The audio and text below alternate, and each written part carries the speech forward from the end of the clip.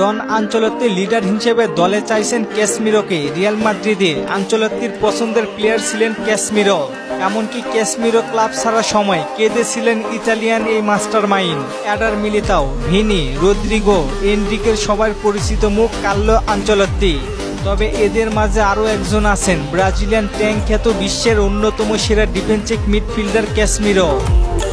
Casemiro Real Madrid ছাড়ার পরে ধীরে ধীরে বাদ পড়েছিলেন ব্রাজিলের দল থেকেও। বিশেষ করে দরিবালের অধীনে ডাকা হয়নি তাকে। বর্তমানে ম্যানচেস্টার ইউনাইটেডে দুর্দান্ত ফর্মে থাকা ক্যাসমিরো ডিফেন্সের পাশাপাশি মিডেও দারুণ খেলছেন।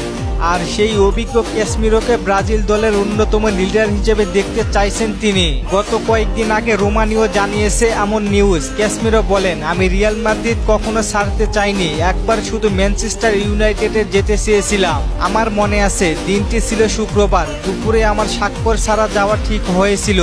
মানুষ জানতো সেই প্রতিক্রিয়া শেষ হয়ে গিয়েছে। তারপরেও আমি আনচেলত্তির সাথে কথা বলতে চাই। আমি তার অফিসে যাই, কিন্তু তার আগেই তিনি জেনে গিয়েছিলেন। আমি দরজা খুলি এবং দেখি কার্লো আনচেলত্তি কাঁদছেন। ক্যাসমিরোর ভাষ্যমতে জানান, আমি কেন কাঁদছি জানি না, আমি তোমাকে খুব পছন্দ করি, তোমাকে যেতে দিতে চাই না। সেই সময় আমি দ্বিধায় পড়েছিলাম। আমি ভাবছিলাম সেখানকার মানুষেরা আমাকে কতটা ভালোবাসতো, কিন্তু এর আগে আমি কথা দিয়ে ফেলেছিলাম আমার কথা যে কোনো কিছুর চেয়ে গুরুত্বপূর্ণ। কার্লো আনচেলত্তি এবং ক্যাসমিরোর সম্পর্ক কতটা গভীর বোঝাই যাচ্ছে। 2022 বিশ্বকাপের পরে তিতে বিদায় নেয়। এরপরে 3 কোচ বদলি হলেও এই সফলতার মুখ দেখতে পারেননি। তাই এইবার এমন এক কোচকে দায়িত্ব দিয়েছেন, যাই হোক ব্রাজিল আর কখনো হয়তো ফিরে তাকাবে না। অনেক নাটকীয়তার পরে জাতীয় দলের দায়িত্ব নিচ্ছেন চড়া মূল্যে।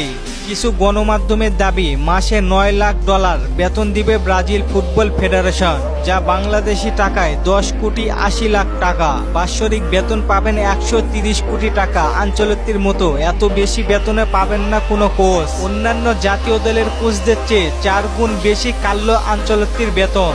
রেকর্ড অর্থ দিয়েই এই মাস্টার মাইন্ডকে দলে নিয়েছে সিবিএল। খুব দ্রুতই তার কাজ শুরু করবেন আনচেলত্তি। কার্লো আনচেলত্তি একজন সফল কোচ।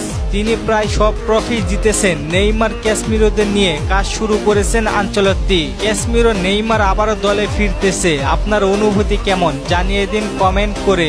আর ফুটবলকে নিয়ে নতুন কোনো প্রশ্ন থাকলে কমেন্ট করতে পারেন, পরবর্তী ভিডিওতে রিপ্লাই করব। ধন্যবাদ।